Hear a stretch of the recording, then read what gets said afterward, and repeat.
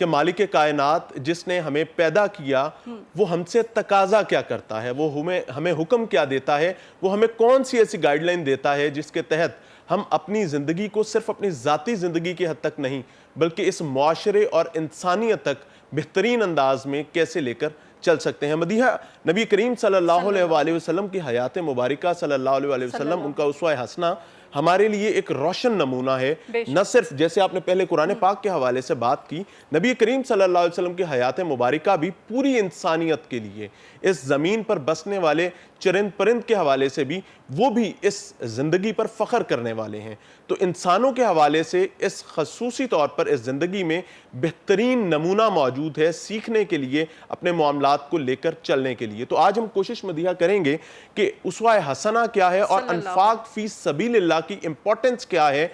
دین اسلام کے نزدیک، اور کیا وہ امپورٹنس ریفلیکٹ ہونی چاہیے ہر مسلمان میں، اور کس طریقے سے اس زندگی کو ہم بہترین انداز میں لے کر آگے چل سکتے ہیں۔ بیسیکلی یہ جو رحمتوں کا مہینہ ہے عمران، اس میں ہم نے زیادہ سے زیادہ سیکھنا ہے۔ ہم نے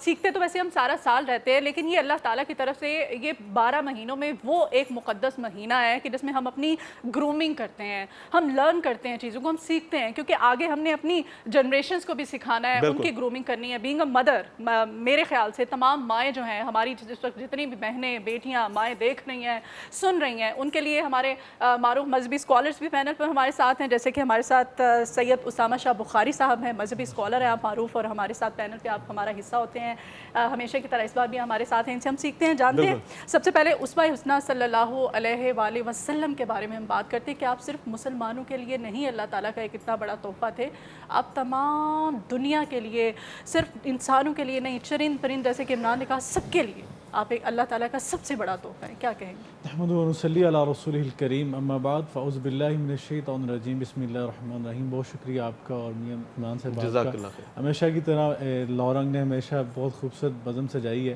اور سمجھتا ہوں کہ لورنگ کے جو رمضان ٹرانسمیشن ہے، اس میں بہت ایسے موضوعات ہوتے ہیں جو عام پبلک کے لیے، عام الفاظ میں، عام فہم میں، ان کے رہنمائی کے لیے بڑے اچھے پروگرام ہوتے ہیں۔ بس کوشش کرتے ہیں جی، اللہ تعالیٰ اس کو قبول بھی فرمائے اس کاوش کو، اور ہم بھی اس سے سیکھتے ہیں بہت زیادہ۔ تو جس طرح آپ نے رسول اللہ علیہ وسلم کے اسوہ حسنہ کے حوالے سے پوچھا، تو قرآن کریم میں اس حوالے سے واضح تعلیم اور واضح آیت موجود ہے کہ لَقَدْ كَانَ لَكُمْ فِي رَسُولِ اللَّهِ أُسْوَةٌ حَسَنَةٌ لِمَنْ كَانَ يَرْجُو اللَّهَ وَالْيَوْمَ الْآخِرَ وَذَكَرَ اللَّهَ كَثِيرًا، کہ تمہارے لیے بہترین نمونہ اور زندگی گزارنے کا جو اسلوب ہے وہ اللہ کے رسول صلی اللہ علیہ وسلم کی زندگانی میں موجود ہے۔ آپ کی جو شخصیت ہے، آپ کی ہستی مبارک جو ہے، اس کے اندر کمپلیٹ کوڈ آف لائف کا نمونہ اور آئیڈیل جو ہے ہمارے لیے وہ آقا کی ذات مبارک ہے۔ یہاں میں ایک بات عرض کرتا جو آپ نے بڑی خوبصورت بات کی کہ آپ کی ذات مبارکہ ایسی ہے جو صرف مسلمانوں کے لیے نہیں ہے، بلکہ نہ میں سمجھتا ہوں کہ غیر مسلموں کے لیے، انسان نہیں بلکہ تمام جہانوں کے لیے ہے۔ قرآن کریم میں متعدد مقامات پر مختلف انبیاء کرام کا ذکر کیا گیا۔ کسی نبی کے بارے میں کہا گیا کہ ان کو بنی اسرائیل کی طرف بھیجا گیا، کسی نبی کے بارے میں کہا انہیں مدین کی طرف بھیجا گیا، لیکن اللہ کے رسول صلی اللہ علیہ وسلم کی جب باری آئی تو کہا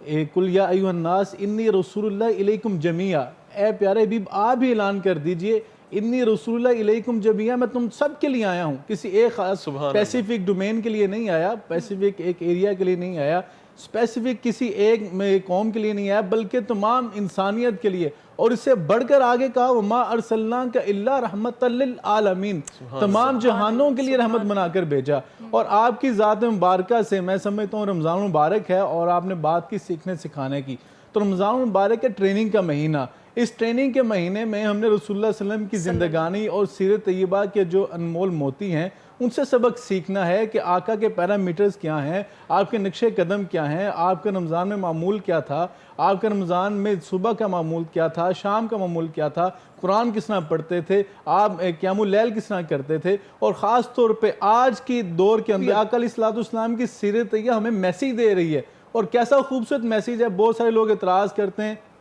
کہ سلام نہیں کیا جا رہا، سلام کرنا سنت ہے، تو میں یہ عرض کرنا چاہوں گا کہ سلام کرنا بھی سنت ہے اور کئی مواقع پہ سلام نہ کرنا بھی سنت ہے۔ وہ کیسے ہے؟ وہ اس طرح ہے کہ آقا علیہ السلام بیعت لے رہے تھے، ایک شخص آیا، اس نے بیعت کے لیے ہاتھ آگے پیش کیا، اب وہ کوڑ کی بیماری میں مبتلا تھا۔ آقا علیہ السلام نے اسے کہا تم واپس چلے جاؤ، جب تم شفا یاب ہو کر آؤ دوبارہ آنا، میں تمہاری بیعت کو لے لوں گا، تمہارا ہاتھ پکڑ لوں گا۔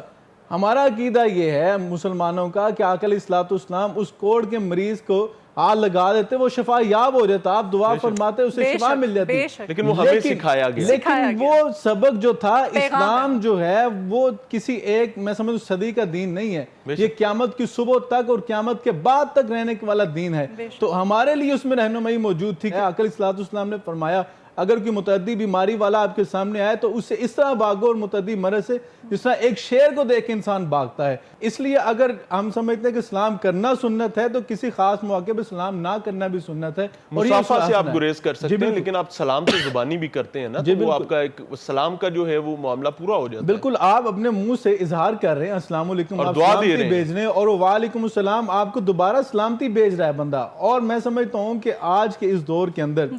آقا علیہ الصلوۃ والسلام کی سیرت طیبہ اور اسوہ حسنہ میں کیا میسیج دے رہا ہے. نماز تراویح کا معاملہ آپ دیکھ لیں, نماز تراویح کے معاملے کے اوپر بہت ساری بحث ہوئی کہ جناب گھر میں پڑھنی ہے, مساجد میں پڑھنی ہے, لیکن آقا علیہ الصلوۃ والسلام نے صرف زندگی میں 3 مرتبہ نماز تراویح با جماعت ادا کی ہے, اور آپ نے باقی تمام نماز تراویح آپ نے گھر کے اندر ادا کی اور اس کو افضل قرار دیا. نماز تراویح کو گھر میں ادا کرنا افضل قرار دے دیا. آج اگر ہم اپنے گھروں میں موجود ہیں, اللہ رب العزت چاہتا ہے پہلے تم اجتماعی شکل میں آتے تھے میرے پاس اس توبہ کرنے کے لیے, استغفار کرنے کے لیے, اب میرا رب چاہتا ہے تنہائی کے اندر تم میرے ساتھ باتیں کرو, سرگوشی کرو, اکیلے بیٹھ کر رب کے ساتھ مناجات کرو, کنیکشن بہانہ نہیں ہے, کوئی لیم ایکسکیوز نہیں ہے. اگر آپ نے عبادت کرنی ہے تو یہ بھرپور موقع ہے آپ کے پاس, گھروں میں بیٹھ کے اہتمام کیجیے اپنے فیملی ممبرز کے ساتھ, اپنے گھر والوں کے ساتھ.